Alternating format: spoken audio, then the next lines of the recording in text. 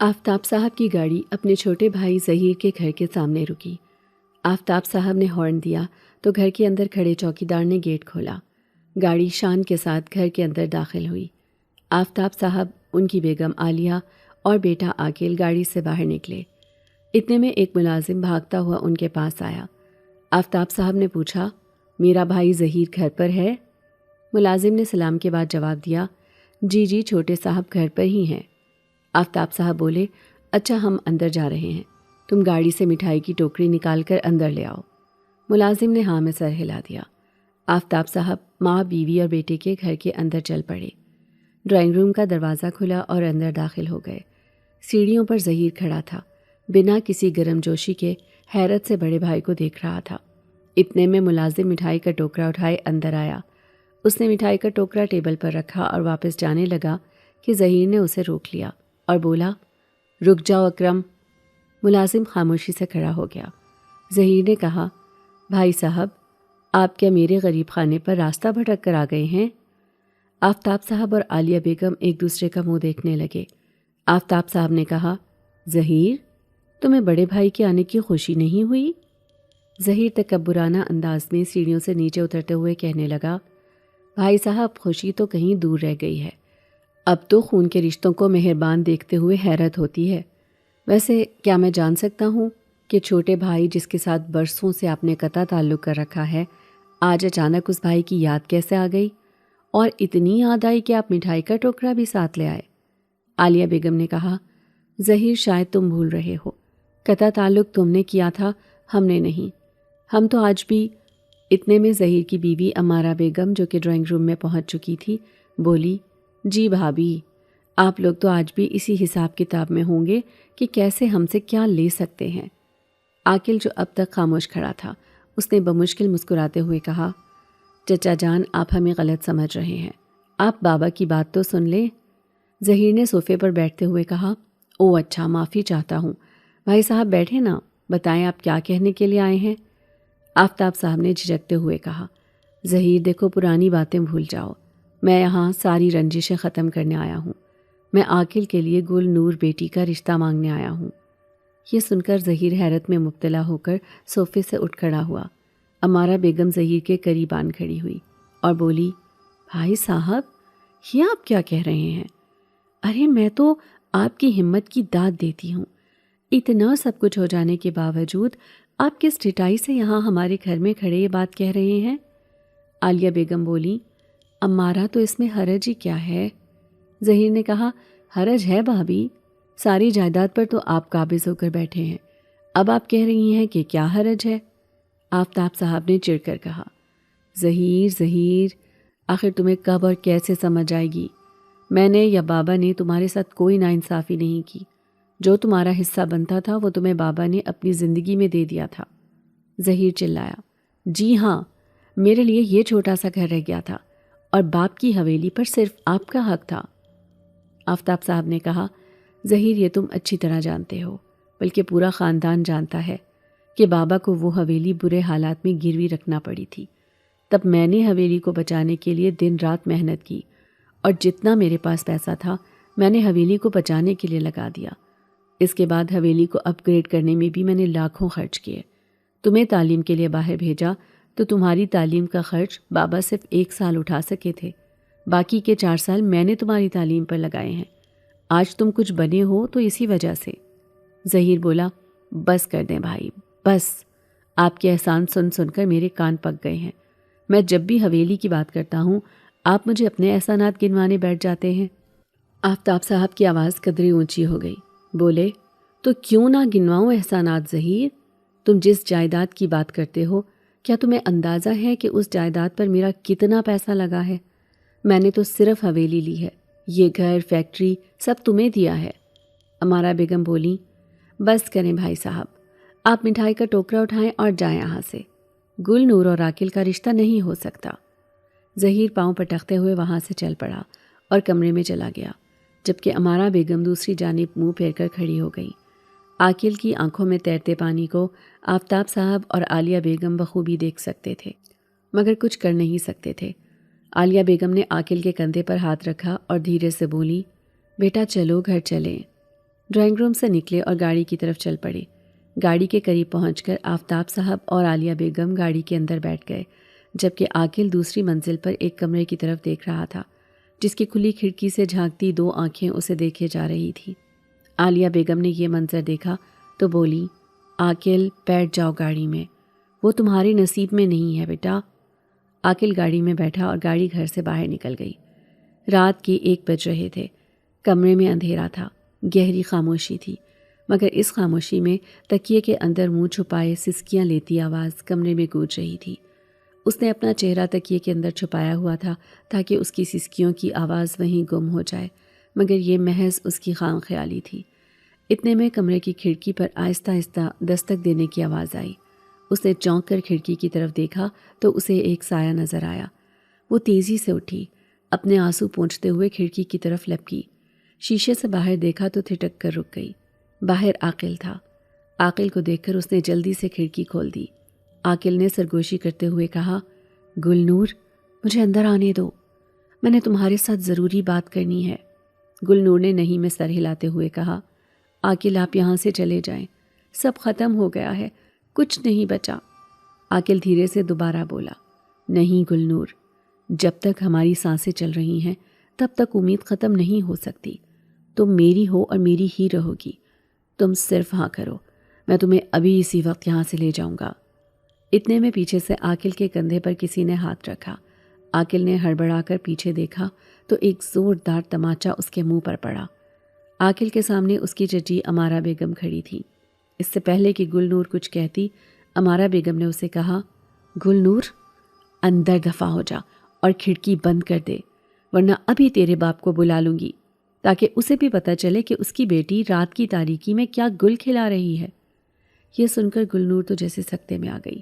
امارہ بیگم نے عاقل سے کہا، سن لڑکے، میرے جیتے جی گل کی شادی تجھ سے نہیں ہوگی، چاہے اس کے لیے مجھے کچھ بھی کرنا پڑے، اور اگر آئندہ تو نے ادھر کا رخ کیا تو پھر مجھ سے گلہ مت کرنا، اب دفع ہو جاؤ۔ عاقل نے مڑ کر گل پر ایک نظر ڈالی اور وہاں سے چلا گیا۔ سسکیاں لیتے گلنور کو کئی دن گزر گئے، اس کا کوئی پرسان حال نہیں تھا۔ امارہ بیگم گلنور کی سوتیلی ماں تھی۔ خاندان میں کوئی بھی امارہ بیگم کو پسند نہیں کرتا تھا۔ ایک نہایت بھیانک حقیقت امارہ بیگم کے ساتھ منسلک تھی۔ اس میں حقیقت کتنی تھی کنفرم کسی کو نہیں تھا، مگر سب کا یہی کہنا تھا کہ امارہ بیگم نے ظہیر صاحب کی زندگی میں شامل ہونے کے لیے گلنور کی ماں رخشندہ کو زہر دیا تھا۔ سچ کچھ یوں تھا کہ امارہ بیگم ظہیر صاحب کے ساتھ یونیورسٹی میں پڑھتی تھی۔ یونیورسٹی کے 5 سال جو ظہیر نے امارہ بیگم کے ساتھ باہر گزارے تھے، وہ امارہ بیگم کو دل دے بیٹھے تھے۔ امارہ کا تعلق بھی امیر خاندان سے تھا، مگر جب ظہیر پاکستان واپس آیا تو اسے سرپرائز دیا گیا کہ اس کا رشتہ اس کی کزن رخشندہ سے ہو چکا ہے۔ 1 مہینے کے اندر اندر شادی کی تاریخ بھی رکھ دی گئی۔ ظہیر نے گھر والوں کو امارہ کی حقیقت بتانی چاہی، لیکن اسے کچھ بھی کہنے کی مہلت ہی نہیں دی گئی۔ زور و شور سے شادی کی تیاریاں شروع کر دی گئی۔ امارہ کو جب ظہیر کی شادی کا علم ہوا، اس نے ظہیر کو ورغلانے کی بہت کوشش کی، مگر ظہیر خاندان کے رسم و رواج کے سامنے کچھ نہیں کر سکا۔ بالآخر ظہیر اور رخشندہ کی شادی ہو گئی۔ رخشندہ اپنی آنکھوں میں ہزاروں خواب لیے رخصت ہو کر پیا گھر چلی آئی۔ ظہیر کا پہلے دن سے رخشندہ کے ساتھ برتاؤ کچھ اچھا نہیں تھا، جسے خاندان والوں نے بھی محسوس کر لیا۔ آخر کار شادی کے 3 مہینے بعد ظہیر نے ہمت کی اور گھر والوں کو امارہ کے بارے میں سب کچھ بتا دیا۔ گھر میں بہت ہنگامہ ہوا۔ امارہ چونکہ خاندان کی نہیں تھی، اس لیے کوئی بھی اسے قبول کرنے کے لیے تیار نہیں تھا، اور رخشندہ گھر کی لاڈلی بہو تھی، اس لیے بھی سب کا ووٹ رخشندہ کے حق میں تھا۔ بہرحال رخشندہ کا کانچ کا گھروندھا ایک لمحے میں چور چور ہو گیا۔ نوبت طلاق تک جا پہنچی، مگر اس سے پہلے کہ رخشندہ کی زندگی تباہ ہوتی، ڈاکٹر نے بتایا کہ وہ حاملہ ہے، اور دوران حمل اور بچے کی پیدائش کے 2 سال تک تو طلاق ہو نہیں سکتی، لہٰذا سارا معاملہ ٹھنڈا ہو گیا۔ جیسے تیسے 9 مہینے گزرے۔ آخر اللہ نے ظہیر اور رخشندہ کو چاند جیسی بیٹی عطا کی۔ ہسپتال کے کمرے میں شام کے وقت خاندان کے کئی بڑے جمع تھے جو رخشندہ کا حال احوال لینے آئے تھے۔ رخشندہ ہوش میں آ چکی تھی، سب خوش نظر آ رہے تھے، ظہیر بھی کمرے میں موجود تھا۔ اچانک کمرے کا دروازہ کھلا، ایک نہایت خوبصورت اور ماڈرن لڑکی کمرے کے اندر داخل ہوئی۔ سب حیرت سے اسے دیکھ رہے تھے، جبکہ ظہیر کا منہ کھلے کا کھلا رہ گیا تھا۔ وہ کوئی اور نہیں، امارہ تھی۔ امارا نے سب کو سلام کر کے اپنا تعارف کرایا۔ خاندان والے اس کی بے باک طبیعت دیکھ کر ہکا بکا رہ گئے۔ باقی افراد تو کمرے سے باہر چلے گئے۔ کمرے میں صرف رخشندہ، ظہیر اور ان کی ماں رہ گئے تھے۔ ظہیر کی ماں نے سخت لہجے میں ظہیر کو تنبیہ کرتے ہوئے کہا، ظہیر، شریف خاندانوں میں اس طرح کے تماشے نہیں ہوتے، اس لیے جذبات کے سامنے طوفان یہیں باندھ دو، ورنہ اس طوفان میں کوئی نہیں ڈوبے گا سوائے اس لڑکی کے۔ یہ کہہ کر ظہیر کی ماں کمرے سے باہر چلی گئی۔ ظہیر نے ہڑبڑاہٹ میں امارہ سے کہا، تم یہاں کیوں آئی ہو؟ تم ابھی یہاں سے جاؤ۔ لیکن امارہ نے کہا، میں تم سے نہیں رخشندہ سے ملنے آئی ہوں، لہٰذا تم باہر جاؤ اور ہمیں چند لمحوں کے لیے اکیلا چھوڑ دو۔ امارہ کے اصرار پر ظہیر کمرے سے باہر چلا گیا۔ نہ جانے رخشندہ اور امارہ کے درمیان کیا بات ہوئی تھی، لیکن امارہ کے جانے کے بعد رخشندہ بہت پرسکون محسوس کر رہی تھی۔ گھر والوں کو بھی اس نے یہی بتایا تھا کہ سب ٹھیک ہے۔ رات خیریت سے گزر گئی۔ ظہیر بھی گھر چلا گیا تھا۔ ہسپتال میں رخشندہ کے پاس اس کی سانس رکی ہوئی تھی۔ ظہیر صبح ناشتہ لے کر ہسپتال پہنچا۔ بیٹی جھولے میں رو رہی تھی، جبکہ اس کی ماں اور بیوی دونوں گہری نیند سو رہے تھے۔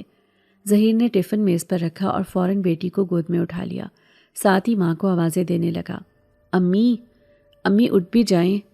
ظہیر کی آوازیں سن کر ماں اٹھ بیٹھی۔ ظہیر بولا، امی آپ دونوں کتنا سوئیں گی؟ بیٹی نہ جانے کب سے رو رہی ہے، شاید اسے بھوک لگی ہے۔ ماں نے کہا، بس بیٹا فجر کے وقت میری آنکھ لگی ہے، اسی لیے آنکھ کھل نہیں رہی تھی، رکو میں اس کا دودھ بناتی ہوں۔ یہ کہہ کر ظہیر کی ماں نے پوتی کے لیے فیڈر بنا کر ظہیر کو دیا۔ ظہیر بیٹی کو فیڈر پلانے لگا۔ اس کے بعد ظہیر کی ماں رخشندہ کو جگانے لگی، مگر وہ تو گہری نیند سوئی ہوئی تھی۔ کئی بار جگانے کے بعد بھی رخشندہ نہ اٹھی۔ ظہیر نے بیٹی ماں کی گود میں دی اور ڈاکٹر کو بلانے کے لیے کمرے سے باہر بھاگا۔ تھوڑی دیر بعد ہی ڈاکٹر کمرے میں تھا۔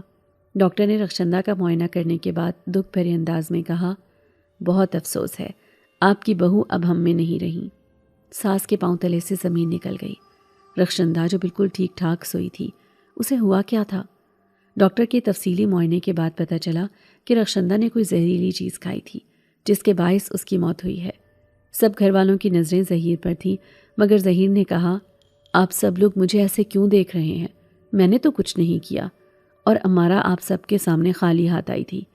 ٹھیک ہے، رخشندہ مجھے پسند نہیں تھی، مگر میں کسی کو قتل نہیں کر سکتا، وہ بھی اپنی ہی بیٹی کی ماں کو۔ خیر، رخشندہ منو مٹی تلے جا چکی تھی۔ رخشندہ کے چہلم کے بعد گھر والوں کو ظہیر کا دوبارہ گھر بسانے کی فکر ہوئی، کیونکہ گلنور کو پالنے کے لیے بھی تو ماں کی گود ضروری تھی۔ ان حالات میں ظہیر نے اس بار امارہ کا نام گھر والوں کے سامنے رکھ دیا، لیکن ایک بار پھر گھر میں ہنگامہ کھڑا ہو گیا۔ گھر والے جو امارہ کے متعلق شکوک و شبہات میں مبتلا تھے، وہ امارہ کو رخشندہ کی موت کا ذمہ دار سمجھتے تھے۔ انہوں نے گھر میں امارہ کا نام لینے پر بھی پابندی لگا دی۔ ظہیر نے جب یہ حالات دیکھے تو اس نے بھی گھر والوں کے فیصلے کے خلاف بغاوت کر دی اور امارہ کے ساتھ شادی کر لی۔ امارہ ایک بڑے بزنس مین کی بیٹی تھی، لہٰذا امارہ کے باپ نے خود اپنی بیٹی کا نکاح ظہیر کے ساتھ کرا دیا۔ نکاح کر کے ظہیر جب امارہ کو گھر لے کر آیا تو خاندان کے کسی بھی فرد نے امارہ کو قبول کرنے سے صاف انکار کر دیا۔ بالآخر ظہیر کو امارہ کو لے کر الگ ہونا پڑا۔ ساتھ ہی ظہیر نے جائیداد کے بٹوارے کی بات بھی کر دی، جس کا ظہیر کی ماں نے بہت صدمہ لیا، اور وہ بھی صرف 6 مہینے میں اس جہان فانی سے کوچ کر گئی۔ جائیداد کو لے کر ظہیر اور آفتاب کے درمیان اتنا جھگڑا ہوا کہ بات عدالت، تھانے، پولیس تک جا پہنچی۔ خاندان کے سبھی لوگ امارہ کو فساد کی جڑ سمجھتے تھے۔ جب سے اس نے ہسپتال کے کمرے میں قدم رکھا تھا، اس گھر کا شیرازہ بکھرتا ہی چلا گیا تھا۔ کشیدہ حالات کی وجہ سے آفتاب کے بابا کو ہارٹ اٹیک ہو گیا۔ ڈاکٹر نے انہیں کسی بھی ڈپریشن سے دور رہنے کا مشورہ دیا اور مکمل ریسٹ کا کہہ دیا۔ اپنی صحت کو مد نظر رکھتے ہوئے آفتاب کے بابا نے جائیداد کی تقسیم کر دی۔ ان کی ایک بیٹی اور 2 بیٹے تھے۔ بجائے اس کے کہ مرنے کے بعد بچوں میں جائیداد کو لے کر کوئی فتنہ کھڑا ہو، انہوں نے جیتے جی جائیداد کا بٹوارا کر دیا، جس میں خاندانی حویلی آفتاب صاحب کے حصے میں آئی، جبکہ چھوٹا گھر اور فیکٹری انہوں نے ظہیر کے نام کر دیا۔ یقیناً حویلی کی مالیت بہت زیادہ تھی، مگر اس حویلی پر آفتاب صاحب نے بہت خرچہ کیا تھا۔ نہ صرف حویلی پر بلکہ ظہیر کے بیرون ملک تعلیم کے اخراجات پر بھی، وہ بھی آفتاب صاحب نے اٹھائے تھے۔ اسی لیے اس حویلی پر آفتاب صاحب کا حق بنتا تھا، اور یہی بات ظہیر اور امارہ سے برداشت نہیں ہوئی۔ خوب لڑائی جھگڑا کرنے کے بعد ظہیر نے بڑے بھائی کے ساتھ قطع تعلق کر لیا۔ آفتاب صاحب کے والد جو پہلے ہی ہارٹ پیشنٹ تھے، انہوں نے اس بات کا اتنا صدمہ لیا کہ وہ ظہیر سے بات کرنے کے لیے اس کے گھر پہنچ گئے۔ جس وقت وہ ظہیر کے گھر پہنچے، ظہیر کے کمرے کے اندر سے امارہ کے ہنس ہنس کر باتیں کرنے کی آوازیں آ رہی تھی۔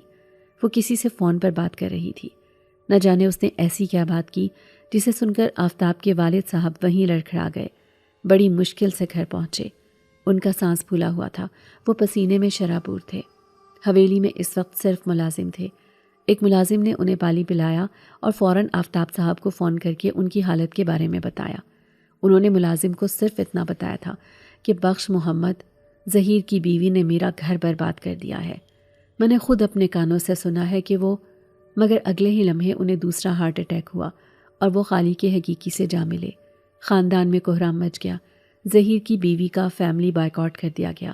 حقیقت کوئی نہیں جانتا تھا، مگر سب یہی کہہ رہے تھے کہ ضرور کچھ تو ایسا تھا جس نے آفتاب کے والد کی جان لی تھی۔ آفتاب کے والد اس وقت خاندان کے بڑے تھے، سب ان سے بہت محبت کرتے تھے۔ پورے خاندان کو انہوں نے ہی جوڑ کر رکھا ہوا تھا، لہٰذا یہ صدمہ اور بھی بڑا تھا۔ برسوں گزر گئے، آفتاب اور ظہیر کے بچے جوان ہو گئے۔ ایک شادی میں خاندان والوں نے دونوں بھائیوں کی صلح کرانے کی پوری کوشش کی۔ صلح ہو بھی گئی، لیکن پھر ظہیر نے جائیداد کا مطالبہ سامنے رکھ دیا کہ اس کے ساتھ زیادتی ہوئی ہے۔ دلوں میں اتنے تفرقے آ جائیں تو کہاں صلح ہوتی ہے۔ ایک بار پھر گمشدہ رنجشوں نے سر اٹھایا، جسے امارہ بیگم نے خوب طول دیا، مگر کوئی بات کرنا بے سود تھا۔ شادی کے اسی فنکشن میں پہلی بار عاقل نے گلنور کو دیکھا تھا۔ وہ گلنور کو دیکھتے ہی اپنا دل ہار بیٹھا تھا، لیکن چچا کی بیٹی تک پہنچنے کے لیے وہ کچھ بھی کرتا، سب بیکار تھا۔ اس کے بعد عاقل نے ایک کزن کو اعتماد میں لیا جس کا چچا کے گھر میں آنا جانا تھا، اور اس کے ذریعے اپنے دل کا احوال گلنور تک پہنچایا۔ گلنور جو کسی روشنی کی مانند اجلی اور تتلی کی مانند معصوم تھی، پہل تو اس نے اس جذبے کو ماننے سے ہی انکار کر دیا، مگر عاقل کی محبت کسی بھی طرح کے حالات کو چیرتی گلنور کے دل میں اتر چکی تھی۔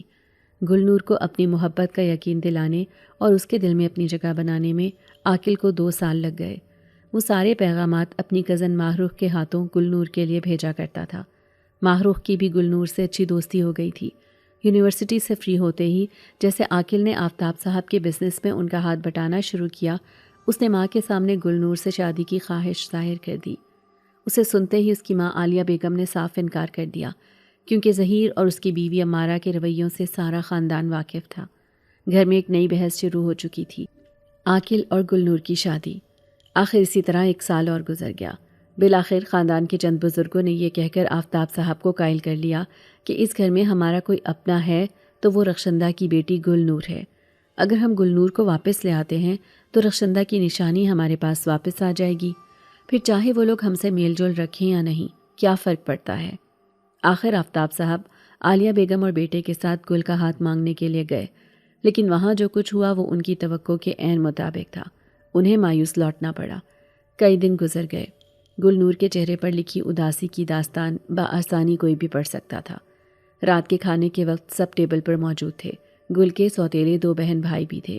امارہ بیگم نے کہا، ظہیر صاحب آپ سے ضروری بات کرنی ہے۔ ظہیر نے ہاں میں سر ہلا دیا۔ امارہ نے اپنی بات جاری رکھتے ہوئے کہا، میں نے گلنور کا رشتہ طے کر دیا ہے۔ یہ بات اتنی غیر متوقع تھی کہ کھانے کی ٹیبل پر بیٹھے سب لوگوں کے ہاتھ رک گئے اور وہ ایک دوسرے کا منہ دیکھنے لگے۔ ظہیر نے حیرت سے پوچھا، کمال ہے امارہ، اتنی بڑی بات اور تم اتنی آسانی سے کہہ رہی ہو؟ مطلب گل کا رشتہ تم نے طے کر دیا اور مجھ سے پوچھا بھی نہیں؟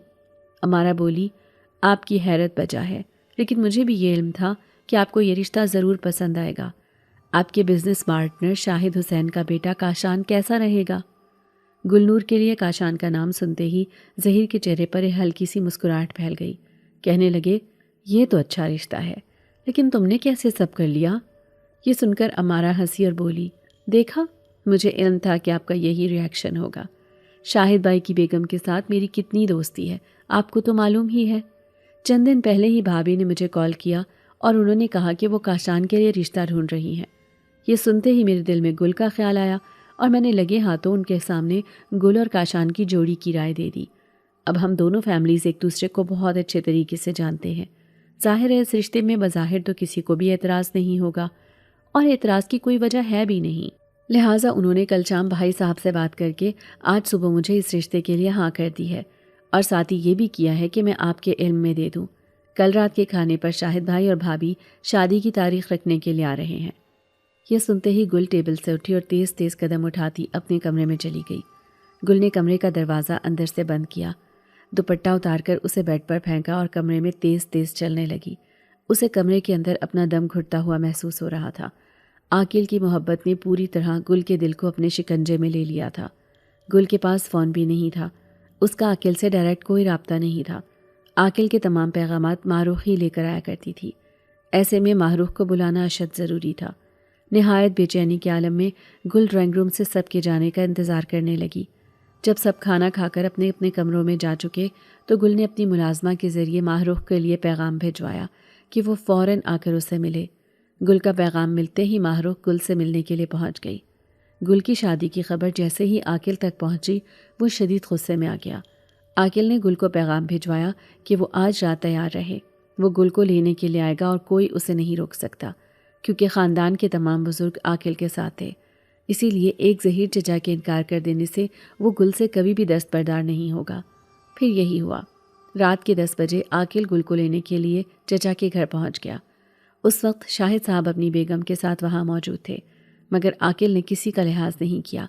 ٹیبل کے قریب ٹرے لیے کھڑی گل کا ہاتھ پکڑ کر اسے ساتھ لے جانے لگا، جس پر اس کے چچا طیش میں آ گئے۔ انہوں نے عاقل کے منہ پر تماچا مارا اور بولے، میری بیٹی کا ہاتھ چھوڑ دو عاقل، اس کی اگلے ہفتے رخصتی ہے۔ عاقل نے کہا، چچا جان، میں رات کے اندھیرے میں بھی گل کو ساتھ لے جا سکتا تھا، مگر میں نے ایسا نہیں کیا کیونکہ میری نیت صاف ہے، میرا اللہ گواہ ہے۔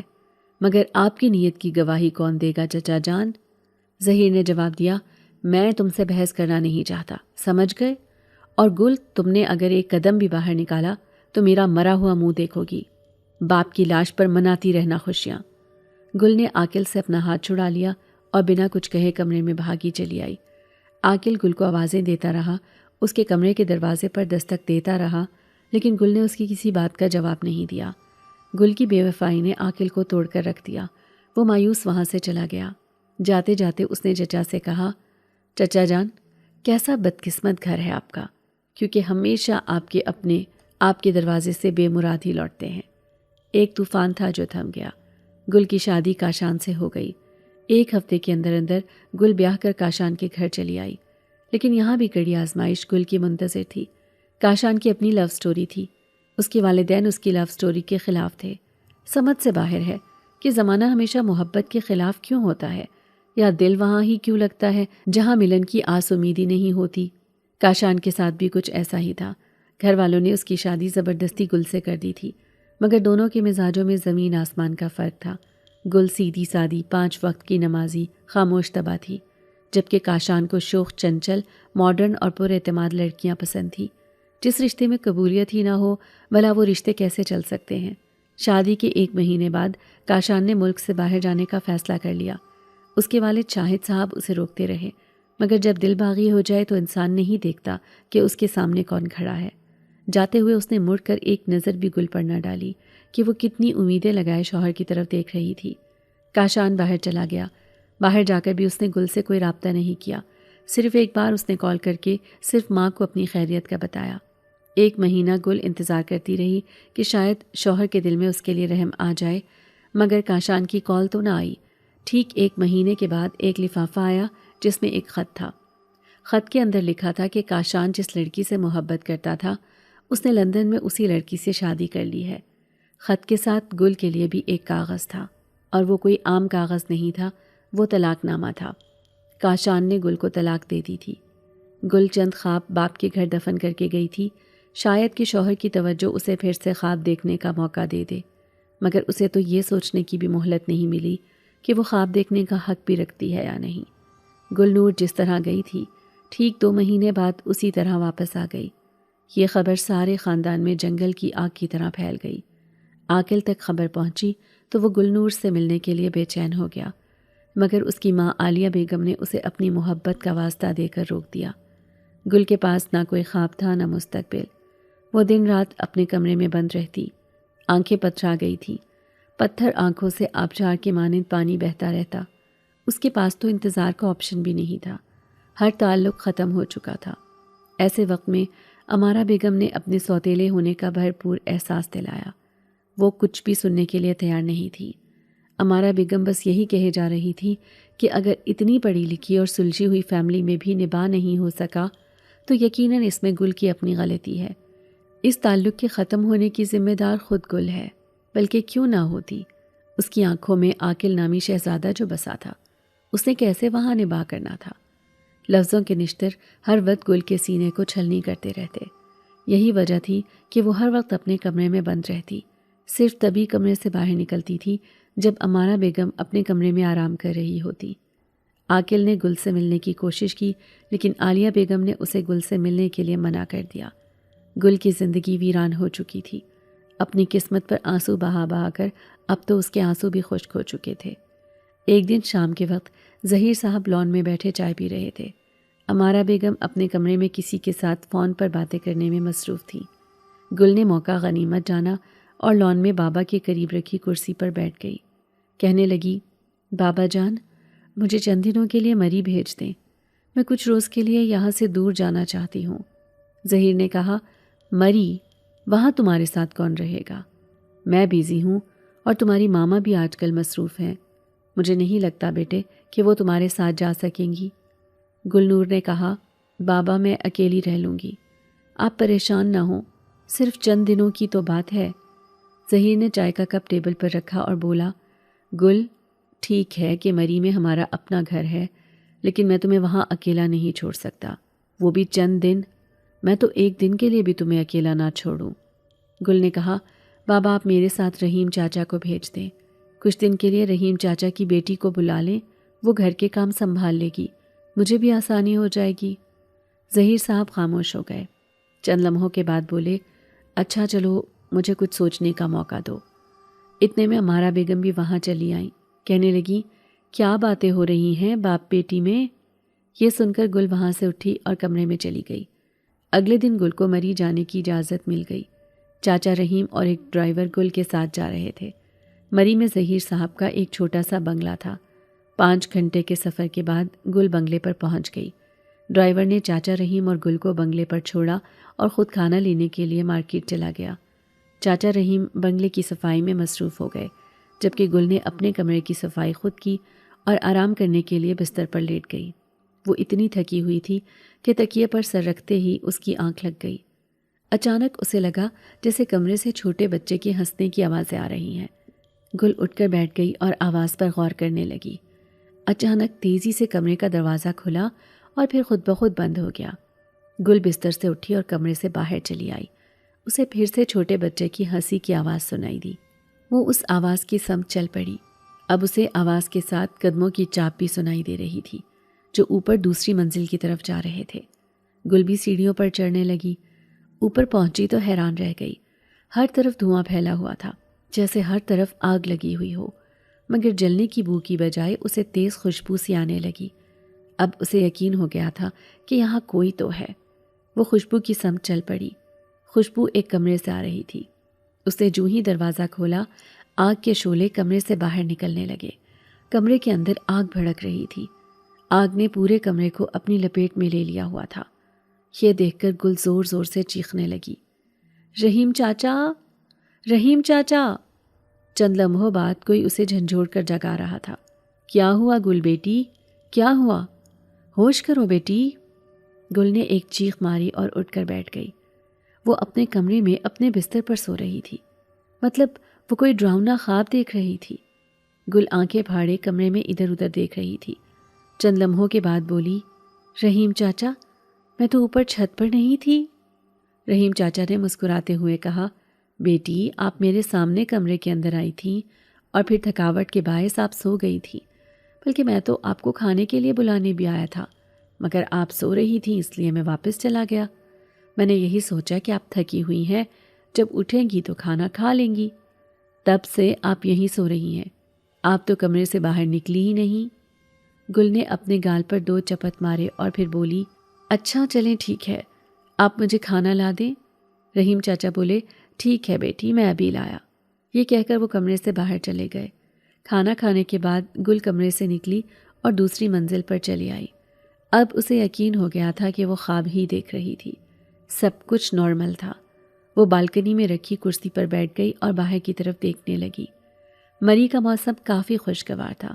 گل کو یہاں رہتے ہوئے 3 دن گزر چکے تھے۔ وہ اپنا زیادہ تر وقت یہیں بالکنی میں بیٹھ کر گزارتی تھی۔ تیسرے دن حسب معمول وہ بالکنی میں بیٹھی ہوئی تھی۔ اچانک عذاب ماضی کو یاد کر کے اس کی آنکھوں سے ٹپ ٹپ آنسو گرنے لگے۔ وہ اپنے گزرے ہوئے دن اور اپنی سوتیلی ماں کے ظلم کو یاد کر کر کے روتی رہتی اور اللہ سے اپنی تکلیف کے ختم ہونے کے لیے دعا کرتی رہتی۔ گل دونوں ہاتھوں میں چہرہ چھپائے رو رہی تھی۔ اچانک اس نے اپنا چہرہ اوپر کیا تو وہ دنگ رہ گئی۔ اس کے سامنے نہایت خوبصورت نوجوان کھڑا تھا۔ اس نے چیخ ماری مگر اس کے منہ سے آواز نہ نکل سکی۔ اس نے اٹھ کر بھاگنے کی کوشش کی لیکن وہ ہل بھی نہ سکی۔ اس کی یہ کوشش بھی رائے گاں گئی۔ وہ خوفزدہ نظروں سے اجنبی کی طرف دیکھ رہی تھی۔ اسی لمحے اجنبی نے گل کے ہاتھوں کو اپنے ہاتھوں میں لیا اور غائب ہو گیا۔ اگلے ہی لمحے وہ دونوں ایک ندی کے کنارے کھڑے تھے۔ نوجوان نے کہا، میں ایک شہزادہ ہوں اور میں جانتا ہوں تم غمگین ہو، اپنوں اور وقت کی ستائی ہوئی ہو، لیکن یاد رکھنا یہ سب جلد بدلنے والا ہے۔ شہزادے نے انگلی سے اشارہ کیا۔ اسی وقت ان کے قریب سفید رنگ کا گھوڑا نمودار ہو گیا۔ اس سفید رنگ کے گھوڑے کے بڑے بڑے 2 پر بھی تھے۔ گل پھٹی پھٹی نگاہوں سے اس سفید گھوڑے کو دیکھ رہی تھی۔ اس نے کبھی نہیں سوچا تھا کہ کہانیوں میں پڑے گئے پر والے گھوڑے کو وہ حقیقت میں بھی کبھی دیکھ سکے گی۔ شہزادے نے گل کا ہاتھ تھاما اور اسے لے کر گھوڑے پر سوار ہو گیا۔ گھوڑا ہوا میں اڑنے لگا۔ گل کچھ سمجھ نہیں پا رہی تھی کہ یہ سب کیا ہو رہا تھا، نہ ہی وہ کچھ کہہ پا رہی تھی۔ آخر ایک جگہ پہنچ کر وہ مہربان اور بہادر شہزادہ گل کو لے کر گھوڑے سے نیچے اترا۔ اس نے گل سے پوچھا کہ وہ اب اسے بتائے کہ وہ کس پریشانی میں مبتلا ہے۔ تب گل نے بولنے کی کوشش کی تو اب اس کی قوت گویائی واپس آ چکی تھی۔ اس نے شہزادے کو شروع سے لے کر آخر تک ساری بات بتا دی۔ شاید وہ بھی چاہتی تھی کہ کوئی ایسا انسان ہو جس کے سامنے وہ اپنا دل کھول کر رکھ سکے۔ اس نے اب تک اپنے دل کی کوئی بات نہ اپنے باپ کو بتائی تھی اور امارا بیگم سے تو ویسے ہی اس کی نہیں بنتی تھی۔ اب جب شہزادے نے اسے کہا تو اس نے شہزادے کو سب بتا دیا کہ اس نے چھوٹی سی عمر میں اپنی ماں کو کھو دیا تھا۔ اب وہ ایک ظالم سوتیلی ماں کے ساتھ رہتی ہے جس نے اس کے ساتھ بہت برا سلوک کیا۔ اس کی سوتیلی ماں نے اس کے باپ کے دل میں اپنے ہی بھائی اور خاندان کے لیے زہر بھر کر اس کے باپ کو پورے خاندان سے الگ کر دیا تھا۔ وہ کسی سے ملنا چاہتی تب بھی نہیں مل پاتی تھی۔ یہ بھی بتا دیا کہ وہ عاقل سے شادی کرنا چاہتی تھی، لیکن اس کی سوتیلی ماں نے ضد میں آ کر اس کی شادی کاشان سے کروا دی، یہ جانے بغیر کہ کاشان کسی اور کو پسند کرتا ہے اور وہ مجھے کبھی بھی محبت نہیں دے سکے گا۔ کاشان نے بھی اسے ٹھکرا دیا۔ گل اب اس قدر مایوس ہو چکی تھی کہ اسے نہیں لگتا تھا کہ وہ اب کبھی زندگی میں خوش رہ پائے گی۔ اس کی سوتیلی ماں اس کی ہر خوشی اس سے چھین لے گی، اس بات کو گل کو یقین تھا۔ یہ کہہ کر وہ پھوٹ پھوٹ کر رونے لگی۔ شہزادے نے گل کی کہانی سنی تو اسے بہت دکھ ہوا۔ اس نے گل کی مدد کرنے کا فیصلہ کیا۔ وہ جس جگہ بیٹھے تھے وہاں دور ایک بہت خوبصورت محل نظر آ رہا تھا۔ شہزادے نے گل کا ہاتھ تھاما اور اسے ایک بہت بڑے محل کی طرف لے کر چل پڑا۔ شہزادے نے اسے بتایا کہ ہم محل اس لیے جا رہے ہیں کہ میں تمہیں اپنی مہربان ماں سے ملوانا چاہتا ہوں۔ تم نے ڈرنا نہیں ہے، تمہیں کوئی کچھ نہیں کہے گا۔ ہماری دنیا چاہے الگ ہو مگر ہمارے جذبات ایک جیسے ہیں۔ شہزادہ اسے اس بڑے محل میں لے گیا اور اسے اپنی ماں ملکہ سے ملوایا۔ ملکہ نے بڑی محبت سے گل کو خوش آمدید کہا اور اس کے چہرے پر نظر پڑتے ہی اس کی تمام کہانی کو بھانپ لیا۔ شام کے وقت ملکہ، شہزادہ اور گل گھوڑوں پر سوار ہوئے اور سفر پر نکل گئے۔ ملکہ نے جوش سے کہا، گل، تم اگر ہم میں سے ایک ہوتی تو میں تمہیں کبھی واپس ہی نہ جانے دیتی، لیکن اب مجبوری ہے۔ کیا کریں، تم انسان ہو، تم جنات کی دنیا میں نہیں رہ سکتی، مگر میں تمہیں اکیلا نہیں چھوڑوں گی۔ میں تمہاری مدد ضرور کروں گی۔ تم بالکل فکر نہیں کرنا اور پریشان نہیں ہونا، ہم بہت جلد تمہارے گھر پہنچ جائیں گے۔ گل نے سالوں میں پہلی بار خود کو آزاد، خوش اور ہلکا پھلکا محسوس کیا۔ دوسری جانب رحیم چاچا گل کو مری میں ڈھونڈ ڈھونڈ کر واپس گھر کو جا چکے تھے۔ وہاں گھر پر ظہیر صاحب نے شور مچایا ہوا تھا۔ ہر طرف گل کی تلاش جاری تھی، ہر طرف گل کو ڈھونڈا جا رہا تھا، جبکہ امارا بیگم ظہیر کو اس بات پر اکسانے میں مصروف تھی کہ یہ ضرور عاقل کا کام ہے، وہ ہی گل نور کو اکسا کر کہیں لے گیا ہے۔ آپ اپنے بھائی سے بات کیوں نہیں کرتے؟ کس چیز کا انتظار کر رہے ہیں آپ؟ اتنے میں گل شہزادے اور ملکہ کے ساتھ گھر میں داخل ہوئی۔ گل کو دیکھتے ہی ایک ملازم گھر کے اندر بھاگا تاکہ ظہیر صاحب کو مطلع کر سکے۔ ظہیر صاحب بیٹی کو دیکھ کر خوش تو ہوئے مگر دو اجنبی مہمانوں کو دیکھ کر حیران بھی ہو گئے۔ وہ گل سے کہنے لگے، بیٹا تم کہاں تھی؟ مری والے گھر کو چھوڑ کر کہاں چلی گئی تھی؟ تمہیں اندازہ ہے کہ رحیم چاچا نے تمہیں کتنا ڈھونڈا؟ اور یہ کون لوگ ہیں؟ اس سے پہلے کہ گل کچھ کہتی، ملکہ نے کہا، ظہیر صاحب، یوں سمجھیں کہ آپ کی بیٹی ہماری محسن ہے۔ ہماری ملاقات مری کی مارکیٹ میں ہوئی۔ میری طبیعت خراب تھی، میرا بیٹا مجھے لے کر چیک اپ کے لیے ہسپتال ہی جا رہا تھا۔ میں بے ہوش ہو کر نیچے گر پڑی۔ تبھی گل بیٹی بھی وہاں آئی ہوئی تھی۔ وہ ہمیں گاڑی میں لے کر ہسپتال گئی۔ ساری رات میری خدمت بھی بہت کی۔ اب بھلا میں گل کو اکیلا کیسے چھوڑ دیتی؟ ہم مری والے بنگلے پر پہنچے تو پتہ چلا کہ وہاں تو تالا لگا ہوا تھا، لہٰذا ہم یہاں آ گئے۔ گل بیٹی کو میں اکیلا تو نہیں چھوڑ سکتی تھی نا۔ یہ سن کر ظہیر صاحب نے ان کا شکریہ ادا کیا اور 2 دن کے لیے انہیں گھر پر رکنے کے لیے اصرار کیا تاکہ ان کی مہمان نوازی کر سکے۔ آخر انہوں نے ان پر اتنا بڑا احسان کیا تھا کہ ان کی بیٹی کی حفاظت کی تھی اور اسے بحفاظت ان کے گھر تک لے آئے تھے۔ ملکہ جو چاہتی تھی وہ ہو گیا تھا۔ ملکہ کا جادو رات کے وقت عروج پر پہنچ جاتا تھا۔ پرستان سے آئے ان 2 جنات نے اپنے سحر سے پورے گھر کو اپنی گرفت میں لے لیا تھا۔ رات کے 10 بجے ظہیر صاحب کے کمرے سے ہلکی ہلکی آواز آ رہی تھی۔ امارہ بیگم کہہ رہی تھی، ظہیر صاحب، میں تو آپ کے بھولے پن پر فدا ہوں۔ مجھے تو یہ سمجھ نہیں آ رہا کہ آپ نے کس طرح ایک اجنبی عورت کی باتوں پر بھروسہ کر لیا ہے۔ ظہیر نے کہا، امارہ، ہر وقت کی بدگمانی اچھی نہیں ہوتی۔ امارہ بیگم جھٹ سے بولی، جی بالکل، اسی طرح ہر وقت کا اندھا اعتماد بھی اچھا نہیں ہوتا۔ گاڑی تو بنگلے میں کھڑی تھی، پھر گل انہیں کس گاڑی میں لے کر ہسپتال گئی تھی؟ ظہیر ناگوار منہ بنا کر بولے، یار امارہ، تم نے سنا نہیں تھا؟ گل پیدل واک کے لیے نکلی تھی، راستے میں موڈ چینج ہوا تو ٹیکسی کر لی کہ چلو مارکیٹ گھوم پھر آئے۔ تم کیا چاہتی ہو، میں بیٹی کی کسی بات کا اعتبار نہ کروں؟ امارہ بیگم نے کہا، نہیں، میں نے ایسا تو نہیں کہا۔ اتنے میں لان سے بھیانک چیخ کی آواز سنائی دی۔ ظہیر جھٹ سے بستر سے اٹھ کھڑا ہوا اور بولا، اللہ خیر کرے۔ وہ کمرے سے باہر کی طرف بھاگے۔ لان میں پہنچے تو باہر کچھ بھی نہیں تھا۔ ابھی وہ یہ سب سمجھنے کی کوشش ہی کر رہے تھے کہ اچانک ایک خوفناک سایہ امارہ کے سر پر منڈلانے لگا۔ خوف سے اس کی چیخ نکل گئی۔ وہ سایہ کسی اور کا نہیں بلکہ امارہ کا ہی تھا۔ جب امارہ نے اپنے ہی سائے کو اپنے ارد گرد رقص کرتے ہوئے دیکھا تو اس کی چیخ نکل گئی۔ اس سے پہلے کہ ظہیر امارہ سے کچھ کہتا، گھر میں ہر طرف ایک انجانی بھیانک ہنسی کی آواز گونجنے لگی تھی، ایک ٹھنڈی بے رونق آواز جس نے ظہیر اور خاص طور پر امارہ کو انتہائی خوف میں مبتلا کر دیا تھا۔